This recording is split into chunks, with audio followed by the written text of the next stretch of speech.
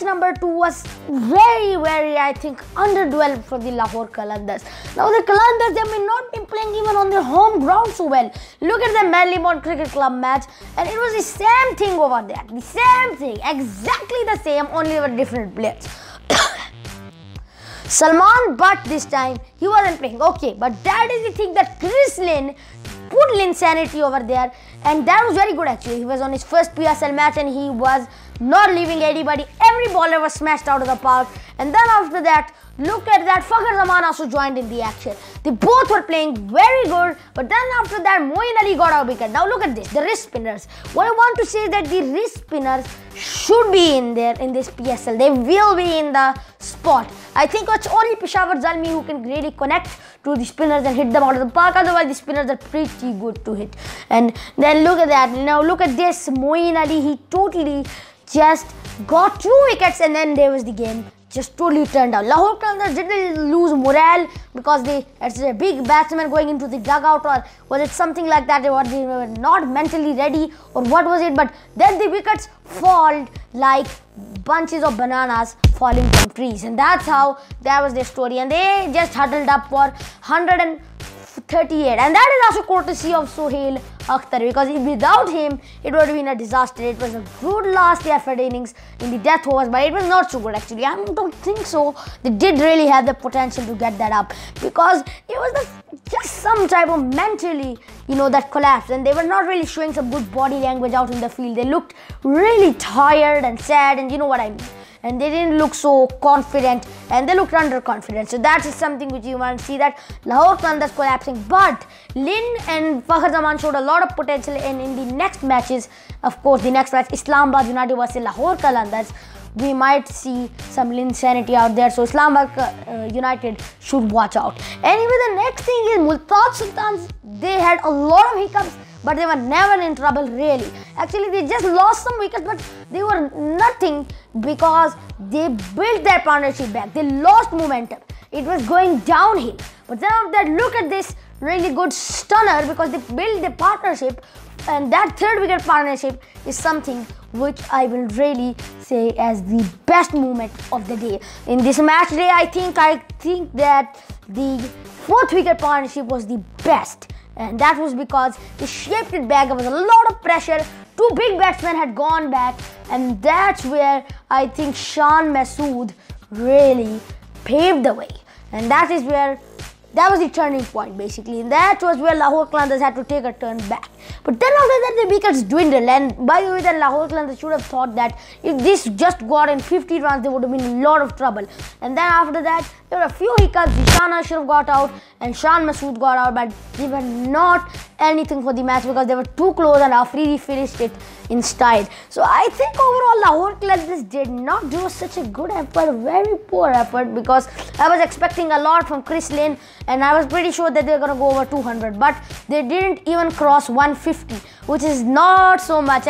But still, I think that they have shown a lot of good potential. But one thing I want to give exclamation marks about is the bowling. What was this bowling over here? I don't think so they even played a spinner.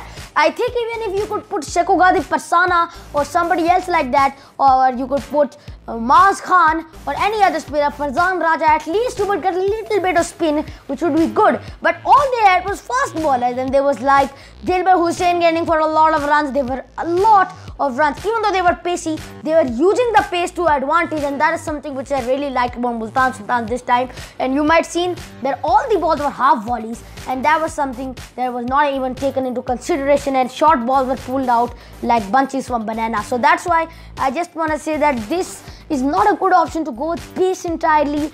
They should add some spinners, because Hafiz is a part-time spinner, and you cannot really trust a part-time spinner as much as a full-time spinner. So Shekugadi Parsana, Farzan Raja, Maaz Khan, they should be included in the squad to provide some extra spin for the Qalandars team. Hope you enjoyed this video. It was a very great match day from a very great performance from Peshawar Zalmi, but just fell short to the next little poor performance with the Lahore Qalandars. But the next matches which I'm telling you is going to be really scintillating. First of all, Quetta Gladiators versus Peshawar Zalmi. That is something which I want to keep my eyes on, because Peshawar Zalmi, they have in the next match, they haven't had time to rest, but still they might show some potential because we might have seen how good they're playing. On the other hand, I don't know if Quetta Gladiators have their momentum, because now Jason Roy, Ahmed Shahzad and Shane Watson, they need to really keep it up, and they need to see at least how to keep them in tempo, because they didn't get a tempo last time and it was only Azam Khan who saved them. They need to go with a new partnership, because, you know, are they going to put in Ahmed Shahzad and Jason Roy, because we might know that Shane Watson in the previous times has come one down, or are they going to go with the same combination? Something to think about. Or are they going to put Azam Khan in the action, because we might know Azam Khan has also opened in domestic tournaments. So that's going to be something for Quetta to put exclamation marks on. Second thing, what I want to say is that Peshawar Zalmi, they need to improve their batting again. They need to see that can the other players like Tom Banton and Shoaib Malik put up to their expectancy, because when Tom Banton was selected, it was like pick of the match, pick of the PSL 2020, he's gonna be player of the match, but they were not up to the expectation. So that is gonna be something to look out for. Then in the next match, I just want to say to Islamabad United that they should be not under pressure, because we might see Shadab Khan getting hit for a lot of runs, and Shadab, he needs to focus on his flippers and googlies instead of just leg break. So that is something which Shadab needs to focus on. Second thing for Islamabad United, their batting needs to be a little bit above, because Colin Munro did not show that same form. The same thing for Karachi Kings, which happened last time, is happening to Islamabad. So Colin Munro should also keep a little radar on his batting. Second of all, Luke Ronchi is a really great power hitter, but in this season he hasn't gone the big capacity, because at that time it was looking he'll make a 50. So something which he needs to go is just make this small innings of 22 even longer to 52, and that's what's gonna get Islamabad over the line. Otherwise, Islamabad are not so bad, and they are a pretty balanced squad, and I'm pretty sure that they're gonna put some new entries to Lahore Qalandars. Now Lahore Qalandars, as I said before, they need to focus on their bowling. They should not go with pace at all, and just one spinner is not so good, because what if his overs are finished? So need to put another spinner into the attack like Siku Giri Parsana, which is going to be very good, because we've seen him performing in the T10 league. So yeah, that is something which Qalandars need to focus on. Second thing, their batting needs to be little good.